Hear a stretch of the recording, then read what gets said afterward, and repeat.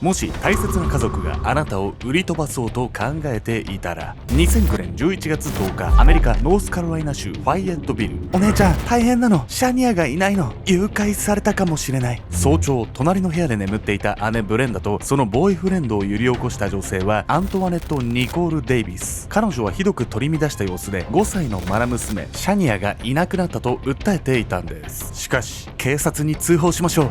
通報？姉ブレンダがそう促すと、なぜかためらうような素振りを見せたアントワネット。結局彼女が通報したのはそれから1時間も後のことでした。娘のことは気になってもはっきり誘拐事件だと判断のつかない状況で、アントワネットはことを荒立てたくはなかったとでも言うのでしょうか。違うんです。アントワネットが通報をためらった理由は、この後逮捕された男の言葉から明らかになるんです。俺はあの女から娘を買っただけだ。まだ5歳の娘を男に売ってしまった母親。彼女はなぜ母としてあまりにも非道なその行為に手を染めてしまったのか。彼女を犯行に駆り立てたもの、それは良識をも破壊してしまう社会の構造だったんです。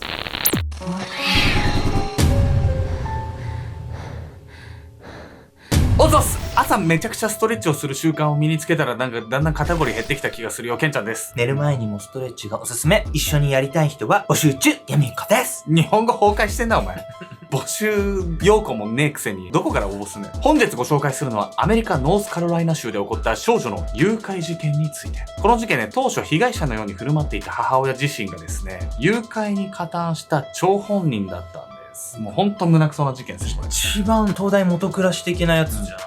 何のためにそんなことするわけ？自分の娘誘拐するなんて思う母親にいなくない？いるんすよ、世の中に。どういうことなの？このね、話を聞くと、このお母さんの状況を考えると苦しいなって思う側面もあるんですけど、どんなに苦しい状況でもね、自分のね、子供っていうのを身代わりにするっていうのは考えられない話なんですよね。そもそもね、娘が姿を消したその時からね、母親の様子はどこかおかしかったんです。不審な失踪。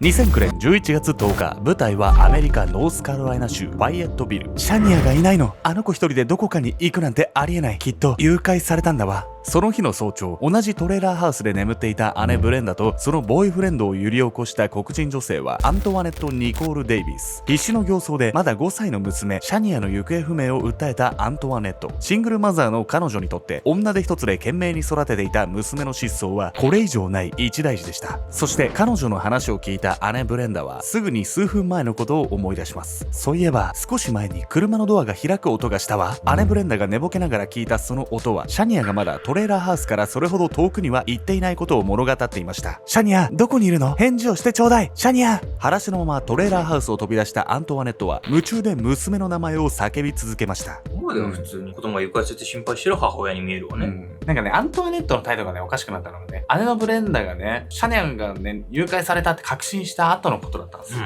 トレーラーハウスを飛び出し、娘のシャニアを探し回っていたアントワネット。一方、トレーラーハウスの中では、アントワネットの長男クリスが、叔母のブレンダに何かを訴えていました。知らない男の人が車の中にいたんだ。クリスのその発言から、彼女は急いでアントワネットを車内へ呼び戻すと、警察への通報を促します。しかし、でも、もし誘拐じゃなかったら、母親のアントワネットはそうやってなぜか通報をためらったんです。その後、ブレンダはアントワネットを説得しますが、彼女が受話器を取ったのは、それから1時間も後のことでした。これ確かにおかしいわよ。だって娘が誘拐されてて警察に迷惑がかかるしなんて考えるわよ。親いないわよ。もうそのために警察いるようなもんなんだから。そしてね、さらに捜査を進めるとですね、アントワネットはね、明らかにね、怪しい言動になっていくんです。シャニアが失踪した翌日、事情聴取を経た警察は未成年の行方不明事件を周辺住民に告知するアンバーアラートを発令。すると間もなくアントワネットは急にこんなことを言い始めるんです。犯人はあいつに違いない。彼は前々からシャニアを気に入っていたわ。アントワネットのその主張はアンバーアラートに反応した近隣のホテルからの通報を受けてのもの。男に抱きかかえられたシャニアが客室へ入っていく姿がホテルの監視カメラに映っていたんです。そしてアントワネットが犯人として名指ししたのは、なんと彼女のボーイフレンドでした。しかし、俺はやってない。アリバイだってちゃんとあるんだ。アントワネットのボーイフレンドは頑なに犯行を認めようとはしませんでした。それもそのはず、アントワネットが彼を犯人だと主張したのは、真犯人の正体を隠すためだったから。警察は当初監視カメラの映像だけでは犯人を特定できずにいました。しかしシャニアと行動を共にしていた男はホテル周辺でも目撃されており、捜査が進むうちアントワネットのボーイフレンドとは全く別人だと発覚。アントワネットの嘘もすぐに暴かれることに。シャニアを誘拐した真犯人はマリオ・アンドレット・マクニール。警察がマリオの家族へ連絡すると、彼は逃げも隠れもせずに自首してきました。刑事よかったじゃない。犯人はおとなしく自首してきて。未だにね、こいつになぜ協力してたのかっていうところは気になるところなんだけど、シャニアはひとまず無事なんじゃない？実はこの時ね、すでにもう手遅れの状態だったんです。奇妙な言い訳。犯人のマリオが自首したことで解決へ向かうと思われたシャニアの誘拐事件。しかし、俺は誘拐なんてしてない。だからわざわざ出頭してきたんだろう。なんとマリオは警察の取り調べに対し、シャニアと一緒にいたことは認めたものの、誘拐の事実は一貫して否認。実のところマリオはアントワネットの姉ブレンダの元恋人、失踪したシャニアとも面識があり、無理やり連れ回していたわけではないと主張したんです。さらにマリオはシャニアの居場所について一切を黙秘。警察は事件当時のマリオの行動から彼が訪れていそうな場所を中心に捜査を進めるほかありませんでした。そしてシャニアがいなくなってから1週間後の2009年11月16日、おい、いたぞ！高速道路沿いの茂みで発見されたシャニアは丸太の下敷きになった状態で亡くなっていたんです。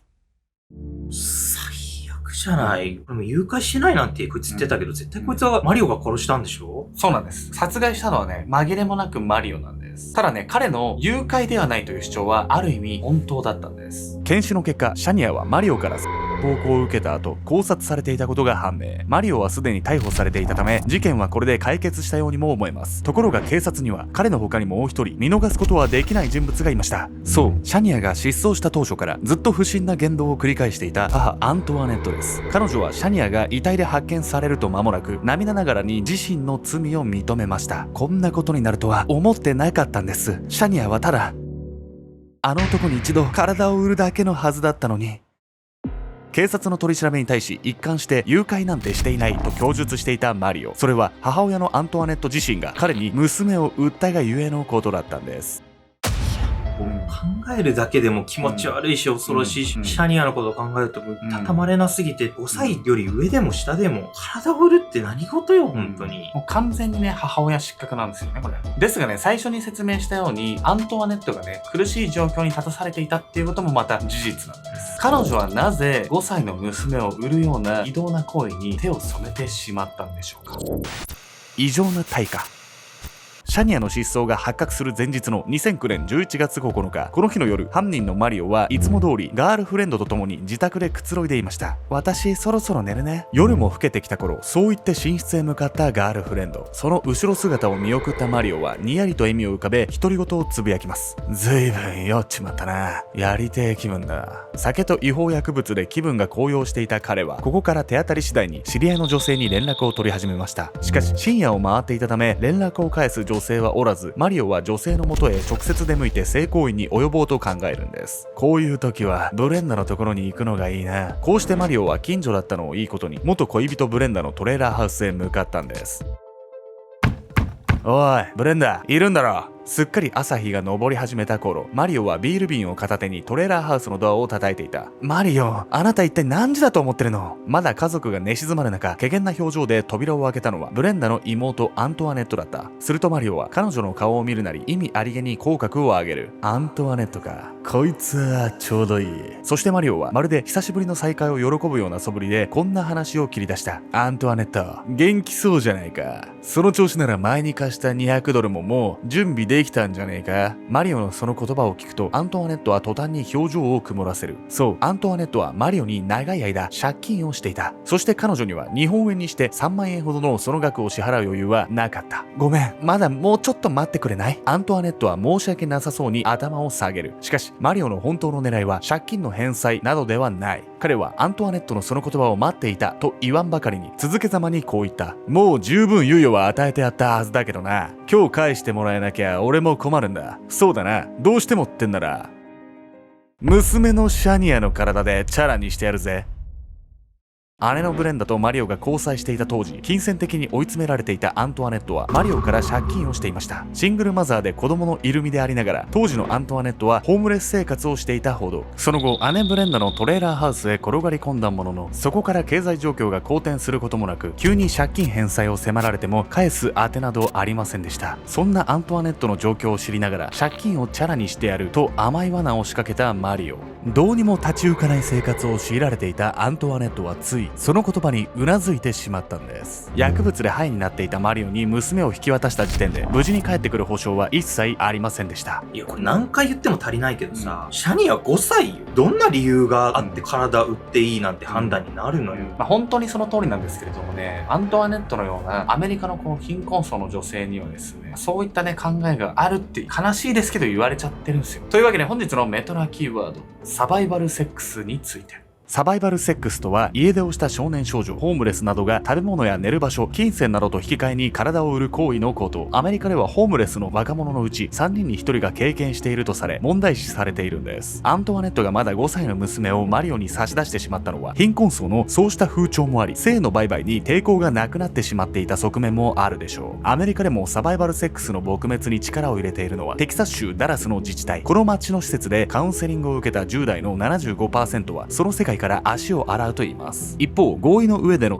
行為の取り締まりは難しい側面もあり、アメリカ政府自体はなかなか動けずにいるのもまた事実なのです。こうしてまだ5歳という幼さにもかかわらず、母親の合意のもと卑劣な男の手により命を奪われてしまったシャニア。元恋人と妹の犯行を知った姉ブレンダはその事実に絶望。妹の犯行を堅くなに認めようとはしなかったと言います。こうして迎えた2013年5月30日、犯人のマリオは未成年への的暴行、殺人などの罪で死刑判決に。一方でシャニアの母親アントワネットは第2級殺人、人身売買などの罪に問われ17年の禁錮刑となりました。私は確かに完璧な母親ではなかったかもしれない。だけど子供たちのためにできる限りのことはしてきたわ。たとえ誰に侮辱されようと私はいい母親だったはずよ。逮捕時、弁護人に向かって悪びれる様子もなくそう語ったというアントワネット。その発言もまたアメリカの貧困層の無秩序な事情を物語ったものと言えるでしょう。なんとアントワネットは収監された際も妊娠中の身。結局生まれた子供は里子に出されることになりました。この後に及んでまださ、自分はいい母親だったなんて言える神経がわからない。正直怒りでさ、感情的になっちゃうんだけど、冷静に考えるとそれが普通とも言えるような価値観が周りにあったわけよね。だから一概に彼女だけを責めるってこともできないのかもしれないもんね。アントワネットだけが悪いとは言えない問題なんですけど、そうしなきゃ生きていけないっていう人がね、この世の中に存在するっていうこと自体は、本当社会全体でね、背負ったり考えたりする必要があるんじゃないかなってこう思いますよね。借金をチャラにしてやる。その一言に乗せられ、たった3万円ほどのために娘の命まで失ってしまったアントワネット。果たして彼女が刑期を終えた頃、本当の意味でいい母親になれる未来は訪れるのでしょうか。